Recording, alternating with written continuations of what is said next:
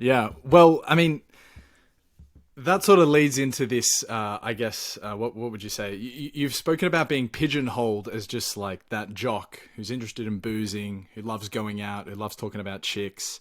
Have you reflected much on whether this is or isn't still your image? Like, for instance, I knew nothing about the Love Island side of your life until I Googled you, for example. I just thought, oh, he's a curious guy running a podcast.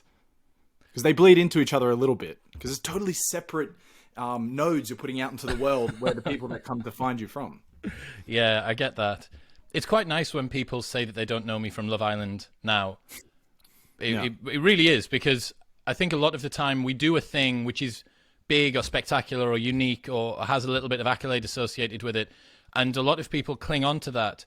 You know, it's the classic tale of the high school American football guy, like if coach had just put me in the final quarter, we could have won type thing. I like having different layered narratives that go on in my life because it reminds me that I've had adventures and I've done different things. And also it reminds me that I'm not staying stagnant and not staying as the same person. So yes, there's a juxtaposition when you can have a conversation with Jordan Peterson, but also 4 years ago we're talking about shagging birds on national TV. Like, I get that. I get that it's there. Yeah. The only real reason I think it's there is because we struggle to fit certain people into archetypes because they're not purpose-built for it, right? You have the jock and the maiden and the villain and the nerd guy and the cool guy and the girl that's a little bit shy and whatever it might be.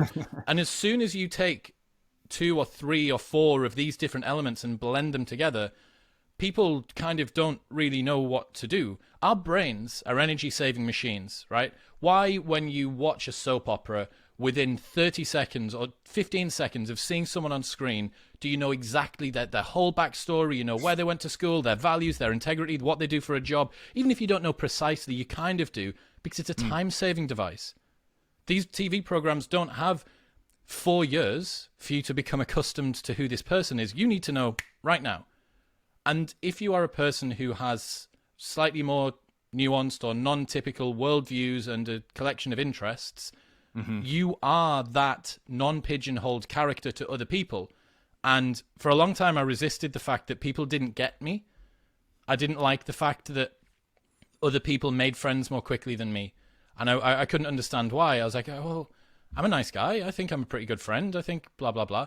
But what it ended up being, and it was pretty obvious, was just the fact it takes a long time to work out who on earth, like, what is this? What's going on here? Like, what's going on with the podcast and the reality TV and the training, but the philosophy and the talk about depression, but you seem extroverted and blah, blah, blah. But that's your unique competitive advantage. That odd combination of different talents is why you are someone that can go and do things that nobody else can. If you were pigeonholed immediately into an archetype that people can pick up straight away, that means that they've seen it a lot before. Sure. If they struggle to do that to you now, that's an indication that, oh, maybe this is a unique offering. You know, there's a lot to say about that, and I do want to. So I wrote it down so I don't forget to mention it. But it is sort of the idea of how I think that the sort of stereotype, you call it an archetype, how we can sort of stereotype a person. He's that type of person because I've met him 10 times before and so forth. How I actually think that's changing quite a lot. But I just want to put that aside. But you said you sort of struggle to make friends. It is a surprising thing to hear. Have you experienced like a difficulty to relate to people growing up? Are you much better at relating to them now? Or is this a sort of persistent battle that you're fighting? Do you naturally relate to people?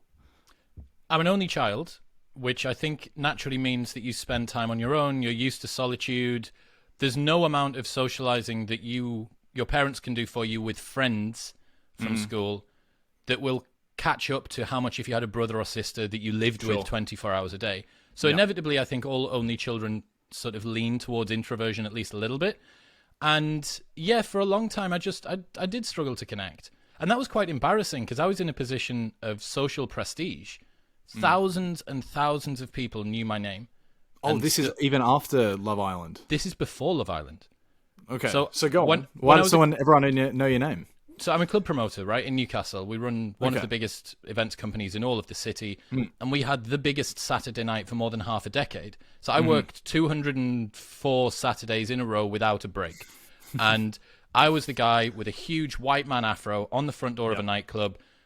2,000 people, between 1,000 and 2,000 people stood outside, and at least 50% of them, if you'd said, who's that guy with the big hair, they would have known my name.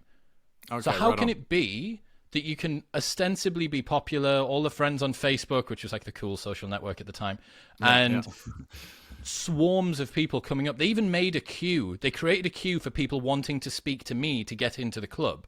So how could you have this situation where there's so many people that know your name and know who you are, and yet feel alone? And it's because I wasn't truly being myself. So any of the accolades or praise or achievements that I got, they felt hollow. People weren't in love with me and what I truly was. They were just applauding a role that I played. Sure. And the role that I played was this big name on campus party boy around town with the big hair and, yeah, mate, going on, mate, I'll see you inside for a beer, mate. Like all that sort of stuff. And that's fine, but that was born out of a place of insecurity. And all of this just laid on top, on top, on top. It was like shameful to think about the fact, why am I so... How come I can feel so lonely? How come I can have all of these, like, I'm in a position that other people look up to. I have staff that work for me, and I have, like, an audience and a market that look up to me, and I'm the leader of this company. And yet, you can still feel something's disjointed, like walking with a stone in your shoe. And it took a lot of work to get rid of that. I think... almost everyone is far less pigeonholable than they think they are. There's only a small number of people, however, who've actually decided to do the self-work and look at themselves and think, hang on, is this actually me, or have they sold themselves a lie, essentially? Do they believe the hype that they've created in an effort to try and fit in with another group? And that's uncomfortable, looking at yourself and genuinely saying, am I the person that I'm supposed to be? That's a really uncomfortable question to ask, because... and terribly difficult to answer. Well, yeah, of course, because you can bury yourself under so many personas that you genuinely don't know who you are anymore. And you dig in and dig in and dig in. That's what the majority of the last 5 years have been for me. And if there's guys or girls listening who are, getting towards an age where they feel like they should have their shit sorted, which it kind of is everyone, but especially as you get towards, the end of your 20s and you're getting into your 30s, and you're still asking yourselves these sort of questions like, who am I? What are my values in life? What do I want to be? What is the sort of world that I want to step into? There's part of us that feels shame because we think I should have got this sorted by now. My parents' generation, my mum and dad had got married and had me, and the dog had died by then. I can remember them being the age that I am now, and they seemed like they had all of their shit sorted out. But these are big questions. Asking what is the sort of person that I genuinely want to be is a huge question, and you may never be finished with it, and you'll just iterate and iterate until you get closer to it. A perfect example of this, who people may know, is a guy called Mike Thurston. So he's a big fitness YouTuber from the UK, jacked out of his mind, just walks around at 6% body fat, just permanently looks like he's about to step on stage, including tan, and it's natural. And I've been friends with him since we were both, I was 19, he was 18, we were at the same uni together, doing the same course. And he is a really good example of someone from the outside who looks like a very sort of meathead, classic YouTube and Instagram influencer dude. When you get to spend 5 minutes talking to him, he's not just bothered about that. He wants to talk about a ton of other things. But he also understands, from a marketable perspective, that you do actually need to kind of be a person and be a thing. Leverage. Yes. And this is something now that I'm trying to reintegrate. And I think that everybody needs to as well if they want to be successful socially. Loneliness is a kind of tax that you have to pay to atone for a certain complexity of mind. The more unique that you are, the fewer people will be like you, which means that as you further embrace these odd quirks and the different ways that you see the world, you're just pushing yourself further and further out away from the mean of the normal distribution, right? And as you get out towards these tails, there's just less and less and less and less people out here.